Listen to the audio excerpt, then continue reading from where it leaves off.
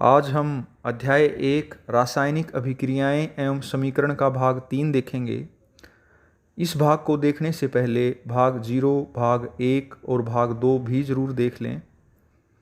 आज हम पढ़ेंगे रासायनिक सूत्र बनाना। वैसे तो हम रासायनिक सूत्र बनाना भाग 0 में सीख चुके हैं, लेकिन आज हम दोबारा से इसका अभ्यास करेंगे, क्योंकि रासायनिक सूत्रों के बिना हम रासायनिक समीकरण नहीं लिख पाएंगे और इस पाठ में हमने बहुत सारी रासायनिक समीकरण लिखनी पड़ेंगी। तो आइए हम फिर से रासायनिक सूत्र कैसे लिखते हैं, कैसे बनाते हैं, ये सीखते हैं। तो देखो बच्चों, ये बहुत आसान है। रासायनिक सूत्र लिखना बहुत आसान है। इसके लिए आपको क्या करना है, सिर्फ ये टेबल है जो, इस टेबल को अपनी कॉपी पे लिख लो। वीडियो को यहीं पे पॉज करो और इस पूरी टेबल को अपनी कॉपी पे लिख लो। इसकी सहायता से हम रासायनिक सूत्र लिखेंगे। चलो देखते हैं। ये देखो, हमारे पास है एक यौगिक पोटेशियम आयोडाइड। इसका सूत्र कैसे लिखेंगे? तो हमें सिर्फ दो चीज़ें चाहिए, एक तो इन तत्वों के प्रतीक और एक उन पर आवेश कितना है। इसमें दो हैं, पोटेशियम और आयोडाइड। तो इनके प्रतीक क्या हैं और इन पर आवेश कितना है। देखो इस टेबल से, ये रहा पोटेशियम। पोटेशियम पे का प्रतीक क्या है? के। इस पर आवेश कितना है? सिर्फ प्लस लिख रखा है, तो कुछ नहीं लिख रखा है, इसका मतलब इस पर आवेश है 1, 1। आयोडाइड का सूत्र देखो, आई, इस पर भी एक आवेश है। बस अब इन दोनों को आप इनके नीचे लिख दो। ये हमने लिख दिया तत्वों का प्रतीक के और ये आई, और इनके आवेश को इनके नीचे लिख दिया। अब पोटेशियम के आवेश को आयोडाइड के आवेश के नीचे लिख दो और आयोडाइड के आवेश को पोटेशियम के आवेश के नीचे लिख दो। दोनों को क्रॉस करके लिख दो। तो ये एक एक आ गया है, K1 I1, 1 लिखने की ज़रूरत नहीं है। तो हमारा रासायनिक सूत्र हो गया है KI। चलो अब दूसरा यौगिक देखते हैं, एक लेड नाइट्रेट। अब लेड का प्रतीक और नाइट्रेट का प्रतीक क्या है? देखो इस टेबल से देखो, उन पर आवेश कितना है। ये देखो टेबल में लेड कहाँ है? लेड ये रहा, लेड Pb इसका प्रतीक है और 2 पॉजिटिव इस पर आवेश है। अब नाइट्रेट देखो, नाइट्रेट NO3 नेगेटिव। और अब देखो इसमें एक बात थोड़ी सी ध्यान करनी है आपको कि ये जो नेगेटिव है ये सिर्फ O पे नहीं है, ये नेगेटिव NO3 पूरे टोटल पे है।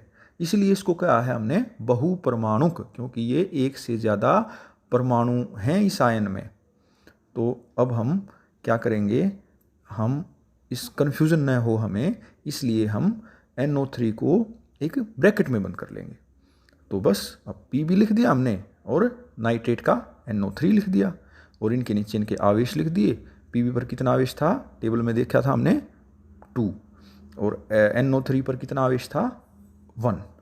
तो अब ये +1 प्लस का और माइनस का भी आपको कुछ नहीं करना, सिर्फ हमें 2 और 1 का करना है। तो अब क्या करो, लेड के आवेश को नाइट्रेट के आवेश के साथ लिख दो और नाइट्रेट के आवेश को लेड के। ये क्या बन गया? Pb1 और NO3 ट्वाइस। तो अब हमें यहाँ पर इसको NO3 2 नहीं बोलना है। क्यों? अगर 2 बोलेंगे तो बस ऐसा लगेगा कि ये O के साथ ही 2 है, ये लेकिन NO3 के साथ 2 है। इसलिए हम इसको कैसे बोलेंगे? PbNO3 twice. चलो एक और यौगिक देखते हैं, बेरियम हाइड्रोक्साइड। सिर्फ इनके प्रतीक, बेरियम का प्रतीक क्या है और उस पर आवेश कितना है, हाइड्रोक्साइड का प्रतीक क्या है और उस पर आवेश कितना है। चलो टेबल से देखते हैं, कहाँ है बेरियम? ये रहा बेरियम और हाइड्रोक्साइड, बेरियम हाइड्रोक्साइड। तो बेरियम पर कितना है?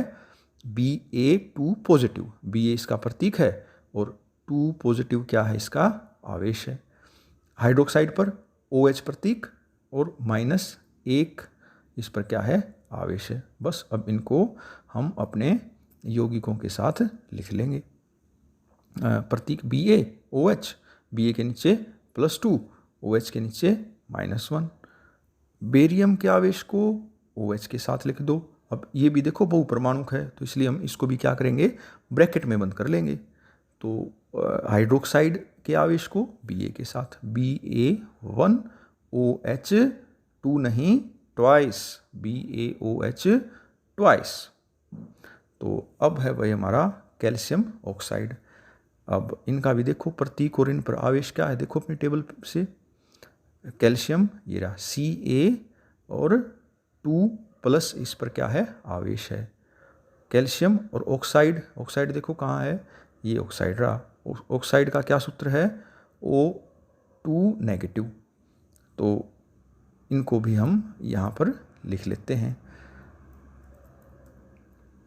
Ca2 और O-2। तो क्या सूत्र बन गया, कैल्शियम के आवेश को O के साथ और ऑक्साइड के आवेश को Ca के साथ, कैल्शियम के साथ। तो क्या बन गया, Ca2O2, 2 से 2 कट गया, तो क्या बन गया ये CaO। तो बच्चों इस तरीके से हम रासायनिक सूत्र लिख सकते हैं। तो अब कुछ रासायनिक सूत्र आपको स्वयं लिखने हैं और लिख के इस नंबर पर भेज दें। मैं चेक करके आपको बताऊंगा कि यह ठीक है या नहीं। अगर कोई ऐसा सूत्र है जो आप नहीं लिख पा रहे हैं तो वो भी आप इस नंबर पर पूछ सकते हैं। तो बच्चों चलो अब हम कुछ रासायनिक समीकरणों को संतुलित करने का और अभ्यास कर लेते हैं। हम इन समीकरणों को संतुलित क्यों करते हैं, कैसे करते हैं, इसको हमने पिछले भाग में पढ़ लिया है। अब हम ये 2 रासायनिक समीकरणों को संतुलित करके देखेंगे कैसे करते हैं। ये हमारे पास समीकरण है एल्यूमिनियम प्लस कॉपर क्लोराइड और एल्यूमिनियम क्लोराइड प्लस कॉपर। तो अब देखो सबसे पहला काम हमने क्या करना है कि हम ये एक टेबल बना लेंगे और इस टेबल में सबसे पहले कॉलम में क्या लिख लेंगे कि परमाणु कितने प्रकार के हैं, कौन कौन से परमाणु हैं। देखो एक एल्यूमिनियम है, एक कॉपर है और एक तीसरा क्या है, क्लोरीन का। तो तीनों लिख लिया हमने, एल्यूमिनियम, कॉपर और क्लोरीन। तो अब हम देखेंगे कि तीर के निशान के बाईं ओर लेफ्ट हैंड साइड में यानी अभिकारकों में इन परमाणुओं की संख्या कितनी है वो लिख लेंगे।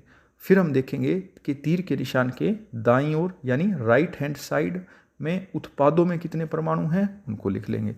अब देखो गिनो, एल्यूमिनियम का देखो यहाँ पर क्या है, एक ही है बस, और इस साइड उत्पादों में कितना है, एक है। कॉपर का अभिकारकों में कितना है, एक है, उत्पाद में कितना है, एक है। क्लोरीन के देखो अभिकारक पक्ष की ओर कितने हैं, 2, उत्पाद पक्ष में कितने हैं, 3। अब हमने संतुलित करने के लिए क्या करना है, दोनों ओर परमाणुओं की संख्या को बराबर करना है। सबसे पहले तो हमें ये टेबल बना लेनी है और उसके बाद क्या करना है, इन सब को इन डब्बों में बंद कर देना है। क्यों, क्योंकि इनके अंदर हमें कुछ परिवर्तन, कुछ बदलाव नहीं करना है। हमें सिर्फ इन डब्बों के बाहर गुणा करके ही परमाणुओं की संख्या को समान करना है। कैसे करेंगे, देखो एल्यूमिनियम कॉपर तो बराबर हैं, तो क्लोरीन को देखो एक तरफ 2 हैं दूसरी तरफ 3 हैं, तो 2 को 3 से अगर हम गुणा कर दें और 3 को 2 से गुणा कर दें तो दोनों तरफ कितने हो जाएंगे, 6। चलो कर देते हैं, हम एक तरफ लिख देते हैं ये 3 और दूसरी तरफ लिख देते हैं ये 2। तो अब क्लोरीन तो देखो बराबर हो गया, लेकिन इस क्लोरीन को बराबर करने के चक्कर में कॉपर और एल्यूमिनियम की संख्या बराबर नहीं रही। कैसे, देखो लेफ्ट हैंड साइड में कॉपर कितने हो गए, 1 2 3, और राइट हैंड साइड में एल्यूमिनियम कितने हो गए, 1 और 2। तो अब इनकी संख्या को भी बराबर कर दो। तो कॉपर को राइट हैंड साइड 3 से गुणा कर देंगे और एल्यूमिनियम को लेफ्ट हैंड साइड 2 से गुणा कर देंगे। ये देखो अब दोनों तीनों सारे बराबर हो गए। तो ये अब हमारे पास आ गई है संतुलित रासायनिक समीकरण। चलो एक और रासायनिक समीकरण संतुलित करते हैं। ये है जिंक प्लस सिल्वर नाइट्रेट और ये एरो जिंक नाइट्रेट और सिल्वर। ये हमारे पास जिंक Ag और ये N और ये O3 और ये एरो के निशान के बाद बन गया है जिंक और ये 2 NO3 हैं जिंक के साथ और ये Ag। तो सबसे पहले हम क्या काम करेंगे कि वही टेबल बनाएंगे, एक कितने टाइप के परमाणु हैं वो लिखेंगे और दोनों ओर तीर के निशान के बाईं ओर और दाईं ओर लेफ्ट हैंड साइड और राइट हैंड साइड में परमाणुओं की संख्या को गिन के लिख देंगे। जिंक का 1-1 है, सिल्वर का भी 1-1 है, नाइट्रोजन के एक तरफ 1 है दूसरी तरफ 2 हैं और ऑक्सीजन के एक तरफ 3 हैं और दूसरी तरफ 1 2 3 और दूनी 6 हैं। तो अब देखो, और फिर दूसरा काम अब हमने क्या करना है, इन सबको डब्बों में बंद कर देना है। तो अब देखो किसको बराबर करोगे, जिंक और सिल्वर तो अपने आप बराबर हैं ही। अब नाइट्रोजन के एक तरफ 1 है, दूसरी तरफ 2 हैं, तो चलो हम नाइट्रोजन को बराबर कर लेते हैं। 1 को 2 से गुणा कर दो, तो अब हमने इसके आगे कर दी है 2 से गुणा।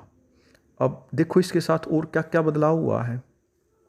ये नाइट्रोजन 2 हो गए, और ये सिल्वर भी 2 हो गए, और ऑक्सीजन हो गए हैं हमारे पास 2 गुणा में 3 कितने 6। तो अब देखो क्या क्या हो गए हैं, नाइट्रोजन बराबर हो गया, ऑक्सीजन भी बराबर हो गया अपने आप, 3 गुणा में 2 6। तो ये ऑक्सीजन भी बराबर हो गया है, नाइट्रोजन बराबर हो गया है, जिंक बराबर था ही, तो बस अब एक ही रह गया हमारे पास, क्या, सिल्वर। इस सिल्वर को भी बराबर कैसे कर देंगे, बस इस तरफ 2 से गुणा कर दो। अब देखो दोनों तरफ परमाणुओं की संख्या बराबर हो गई है और हमारी रासायनिक समीकरण हो गई है संतुलित।